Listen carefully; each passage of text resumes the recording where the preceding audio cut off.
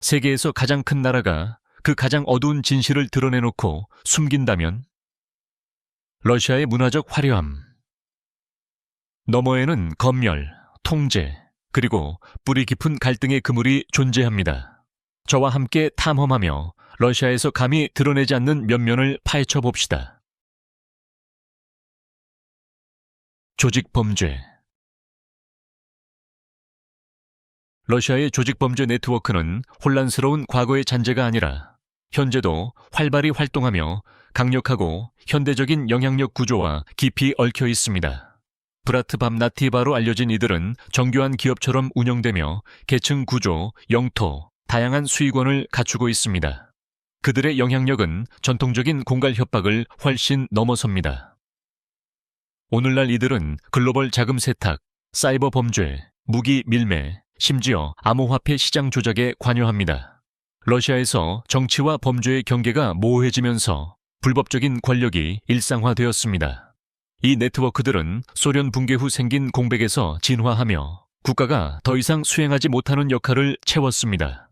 많은 네트워크가 다국적 기업처럼 운영되며 포트폴리오를 관리하고 가짜 사업체를 통해 수십억 달러를 세탁합니다. 가죽 재킷을 입은 갱스터라는 고정관념과 달리 오늘날의 범죄 두목은 정장을 입고 회의실에서 회의를 합니다. 그들의 영향력은 범죄계뿐만 아니라 경제 및 외교 기관에서도 느껴집니다. 조직범죄는 너무 깊이 뿌리 박혀 있어 합법적 권위와 구분하기가 점점 어려워졌습니다. 많은 지역에서 이들은 지방관리보다 더 일관된 보호나 일자리를 제공합니다. 과두제적 부와 범죄적 뿌리의 중첩은 합법성의 경계를 흐립니다. 이 시스템은 외부에서 부패시키는 것이 아니라 내부에 얽혀 있습니다. 이 문제의 각층은 권력과 대중의 인식 사이에 더욱 복잡한 얽힘을 드러냅니다. 이 네트워크의 뿌리 깊은 구조는 그림자 국가를 보여주며 이는 권력에 반대하지 않고 협력하며 번성합니다. 부패, 국가 안의 국가. 러시아의 부패는 단순히 통치의 부작용이 아니라 시스템의 많은 부분이 구축된 기반 그 자체입니다. 유치원 입학 뇌물부터 수십억 달러의 횡령 계획까지 부패는 거의 모든 기관에 침투해 있습니다. 고위 관료들은 공공자금에 제약 없이 접근하며 해외 계좌나 사치스러운 생활로 부를 빼돌립니다. 러시아의 부패 문화는 절망과 의도적인 정치적 설계에 의해 유지됩니다. 서류 처리를 빠르게 하기 위한 뇌물에서 시작된 것이 모두가 따르는 암묵적인 규칙서의 일부가 됩니다. 공공입찰은 종종 충성도에 따라 낙찰되며 연줄주의가 번성합니다.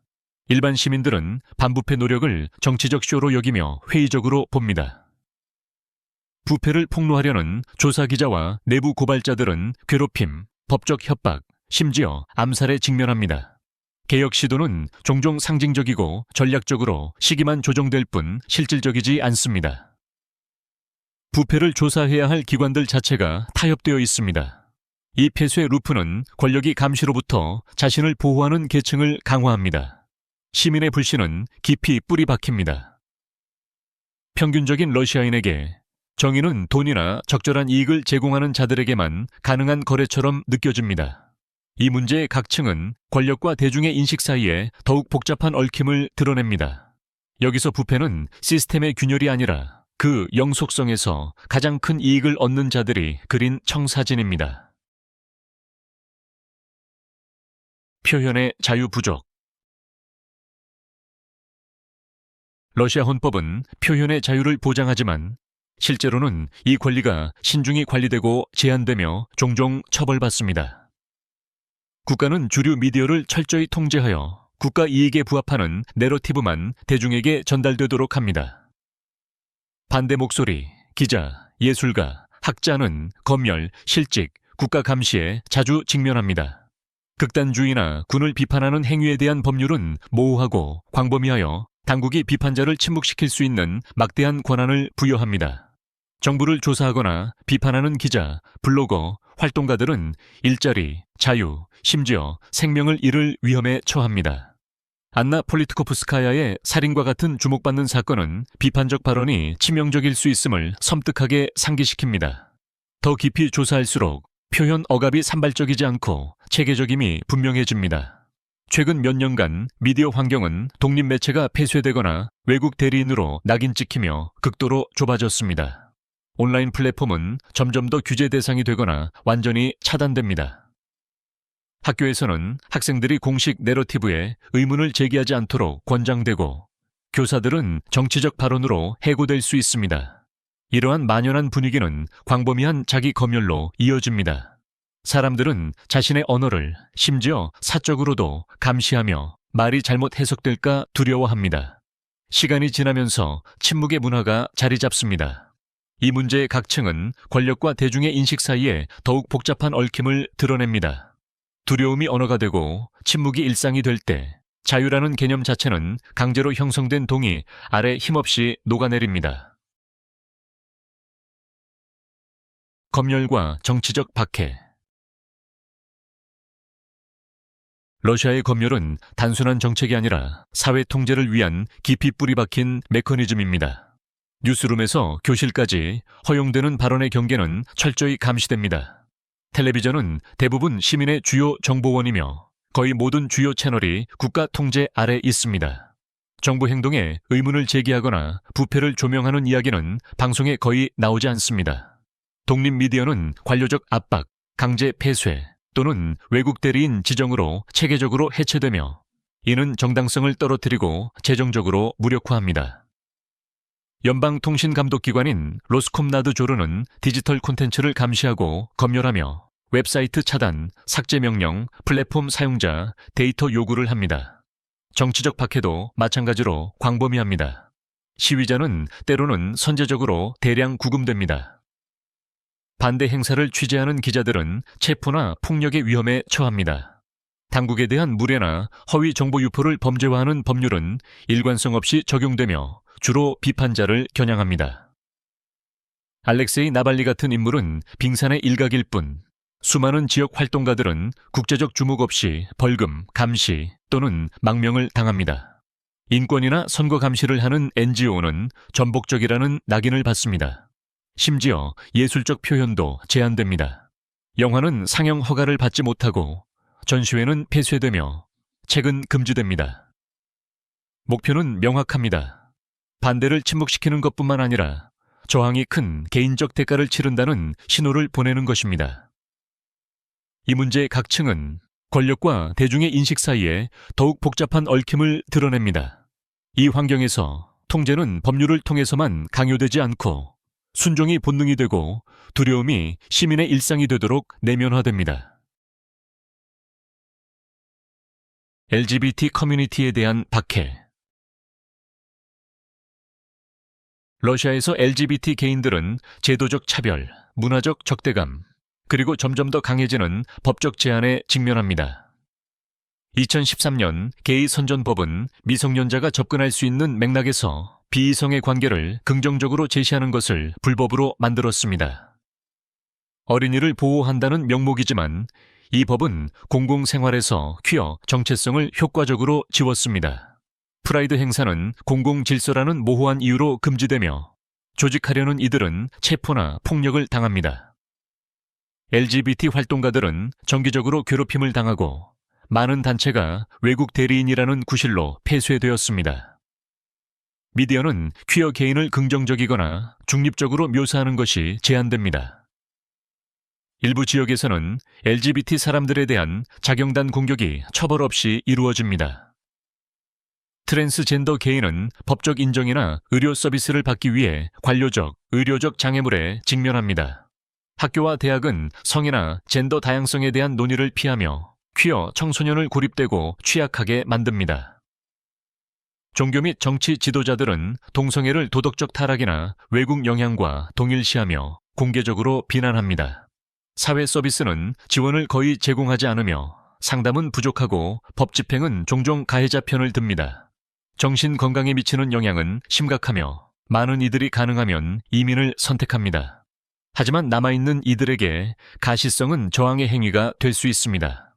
이 문제의 각층은 권력과 대중의 인식 사이에 더욱 복잡한 얽힘을 드러냅니다. 많은 이들에게 생존은 보이지 않는 것을 의미하지만 침묵 속에서도 정체성은 지속되며 국가가 국민에게 따라잡기를 기다립니다. 가정폭력과 젠더 불평등. 러시아의 가정폭력은 광범위한 위기이며 종종 닫힌 문 뒤에 숨겨지고 무관심으로 보호됩니다. 2017년 초범 가정폭력 범죄의 비범죄화는 국제적 분노를 일으켰습니다. 새 법에 따르면 피해자가 입원하지 않는 한 가해자는 경미한 벌금만 부과받습니다. 이 법적 변화는 가정 내 폭력이 공공 문제가 아니라 사적인 문제라는 위험한 생각을 강화했습니다. 그 결과 피해자, 주로 여성은 법 집행이나 사법 시스템에서 거의 지원을 받지 못합니다. 경찰은 종종 사건을 무시하며 입증 책임은 학대받은 자에게 크게 지워집니다. 대피소는 부족하고 특히 대도시 외곽에서는 자금 지원이 부족합니다. 문화적 태도가 문제를 악화시킵니다. 설문조사에 따르면 많은 러시아인은 전통적 젠더 역할이 남성의 지배를 정당화한다고 믿으며 심지어 폭력을 통해서도 그렇다고 봅니다. 여성은 가족 단합을 위해 고난을 견뎌야 한다고 기대됩니다. 하지만 문제는 신체적 학대를 넘어섭니다. 임금 격차가 지속되고 여성은 정부와 기업에서 지도적 역할을 비례적으로 적게 차지합니다. 페미니스트 활동은 종종 외국 영향이나 사회 불안정화로 묘사됩니다. 학교 교과 과정과 미디어는 이러한 고정관념에 거의 도전하지 않으며 구시대적 젠더 규범을 강화합니다. 구조적 개혁과 문화적 재교육 없이는 젠더 불평등은 체계적으로 남습니다. 생존자들은 침묵과 낙인 사이에서 선택을 강요받습니다. 이 문제의 각층은 권력과 대중의 인식 사이에 더욱 복잡한 얽힘을 드러냅니다. 안전과 존엄이 말뿐이 아닌 보호를 받을 때까지 수백만 명이 침묵과 생존의 순환 속에 갇혀 있을 것입니다. 중독, 알코올과 담배. 알코올과 담배는 러시아 사회에 깊이 뿌리 박혀 있으며 단순한 습관이 아니라 대처 메커니즘과 문화적 고정물로 자리 잡고 있습니다. 보드카는 국가 정체성에서 상징적인 위치를 차지하며 축하, 의식, 심지어 외교에서도 사용됩니다. 하지만 이러한 정상화는 공공보건에 치명적인 결과를 가져왔습니다. 러시아는 특히 남성들 사이에서 알코올 소비량이 세계 최고 수준에 속해왔습니다. 러시아 남성 4명 중 1명은 은퇴 연령에 도달하기 전에 알코올 관련 원인으로 사망한다고 보고됩니다. 정부는 세금 인상, 광고 금지, 판매 시간 제한과 같은 위기를 해결하려는 시도를 했지만 성공은 제한적이었습니다. 가난한 지역에서는 사람들이 공업용 알코올이나 사모금 같은 위험한 자가 제조 대체품으로 눈을 돌립니다. 담배 사용도 마찬가지로 만연합니다. 경고와 공공 캠페인에도 불구하고 러시아 성인 남성의 50% 이상이 정기적으로 흡연합니다. 청소년 흡연율도 높으며 금연 자원에 대한 접근은 특히 도시 외곽에서 최소화되어 있습니다. 클리닉은 중독 상담을 거의 제공하지 않으며 공공 태도는 화학적 의존의 심각성을 종종 과소평가합니다. 많은 지역사회에서 알코올과 담배는 정서적 고통, 경제적 스트레스, 사회적 고립을 관리하는 데 사용됩니다. 국가는 이 문제를 인정하지만 일관된 정책 집행이 부족합니다. 강력한 공공보건 투자와 문화적 변화 없이는 중독은 조용한 전염병으로 남을 것입니다. 이 문제의 각층은 권력과 대중의 인식 사이에 더욱 복잡한 얽힘을 드러냅니다. 중독의 뿌리가 그 증상과 함께 해결되지 않는 한 순환은 지속될 것이며 일상 속에서 조용히 삶을 갉아먹을 것입니다. 보건과 교육. 러시아의 공공보건과 교육 시스템은 국가 인프라에 내재된 더 큰 불평등을 반영합니다. 서류상으로는 둘 다 보편적이고 무료입니다. 하지만 실제로는 위치와 부가 품질을 결정합니다. 모스크바와 같은 도시 중심지에는 첨단 병원과 명문 대학이 있지만 농촌이나 외딴 지역의 수백만 명에게는 접근 불가능합니다. 시골 클리닉은 종종 기본 장비가 부족하고 의사 부족은 흔합니다. 소도시 환자들은 치료를 받기 위해 수백 킬로미터를 여행해야 하며 긴 대기열과 저임금, 과로한 직원들을 마주합니다. 정신건강 서비스는 최소화되고 낙인 찍혀 있습니다. 교육에서는 불평등이 일찍 시작됩니다. 부유한 가정은 사설 과외, 더 나은 학교, 심지어 해외 교육을 감당할 수 있습니다. 반면 어려운 지역의 공립학교는 오래된 교재, 노후한 인프라, 자격 부족 교사에 직면합니다. 대학 입학은 종종 인맥, 뇌물 또는 엘리트 예비 과정에 접근에 달려 있습니다. 교과 과정에 대한 정치적 간섭도 증가했습니다. 교과서는 국가주의적 역사 해석을 지지하도록 수정되고 비판적 사고는 충성과 수능을 위해 억제됩니다. 교사들은 공식 내러티브에서 벗어나면 처벌받을 위험에 처합니다. 정부는 종종 개혁을 홍보하지만 진정한 투자는 일관되지 않고 지역화되어 있습니다. 이러한 시스템은 국가의 더 넓은 사회적 분열을 반영하고 강화합니다. 이 문제의 각층은 권력과 대중의 인식 사이에 더욱 복잡한 얽힘을 드러냅니다. 평등과 정직에 대한 새로운 헌신 없이는 이러한 사회의 기둥은 결코 이루어지지 않은 약속의 기념물이 될 위험이 있습니다. 역사와 사회개혁. 러시아의 정체성은 그 격동의 과거와 분리될 수 없습니다. 차르 체제 하에 수세기 동안의 전제 정치는 중앙 집권적 권력과 권위에 대한 존경의 기반을 닦았습니다. 볼셰비키 혁명은 군주제를 이념으로 대체했지만 억압은 아니었습니다. 스탈린 치에서 국가 테러는 체계화되었으며 숙청, 노동 수용소, 대규모 감시가 세대를 형성했습니다. 제2차 세계대전의 승리는 국가적 자부심의 초석이 되었지만 2천만 명 이상의 생명을 잃은 대가는 깊은 트라우마를 남겼습니다. 1991년 소련 붕괴는 또 다른 전환점이었습니다. 일부는 새로 얻은 자유를 환영했지만 많은 이들은 경제적 혼란, 사회적 단절, 정체성 위기를 경험했습니다.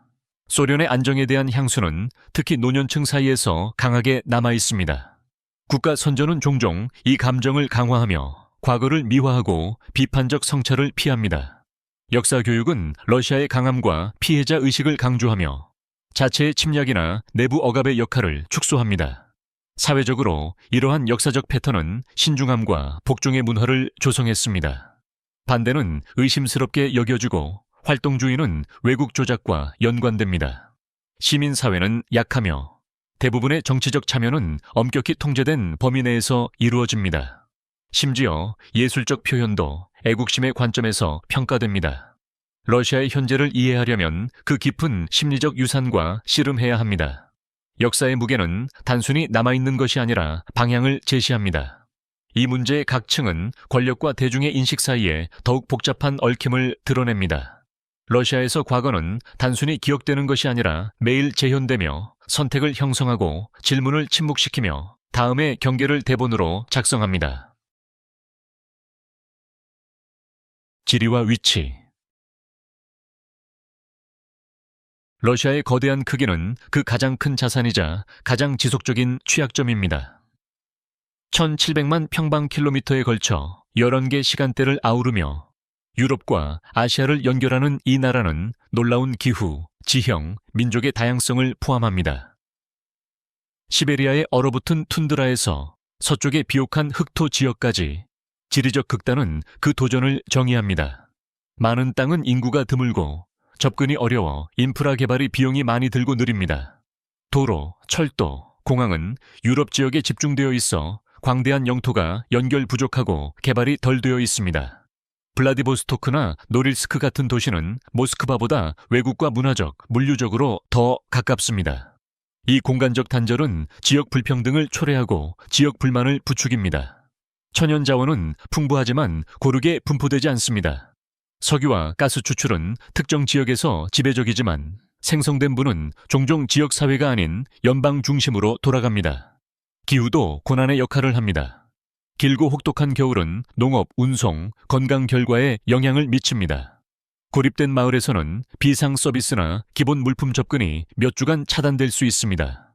이러한 조건은 자립과 체념이 섞인 사고방식을 조성합니다. 정치적으로 지리는 강력한 중앙 통제를 정당화합니다. 이렇게 광대하고 다양한 나라를 통합하는 것은 쉬운 일이 아닙니다. 하지만 그 통제는 종종 지역 자치와 혁신의 대가를 치릅니다. 이 문제의 각층은 권력과 대중의 인식 사이에 더욱 복잡한 얽힘을 드러냅니다. 러시아의 풍경은 단순히 그 국경을 정의하는 것이 아니라 그 정치를 형성하고 국민을 고립시키며 권력이 중심에서 가장자리로 흐르는 방식을 결정합니다. 이제 여러분은 러시아의 거의 이야기되지 않는 면면을 보았습니다. 무엇이 가장 놀라웠나요? 아니면 이미 다 짐작하고 있었나요? 댓글로 여러분의 생각을 공유해 주세요. 그리고 우리 세계에 알려지지 않은 면면을 탐험하는 것을 즐긴다면 무엇을 해야 할지 아시죠? 다음 여정에서 만나요.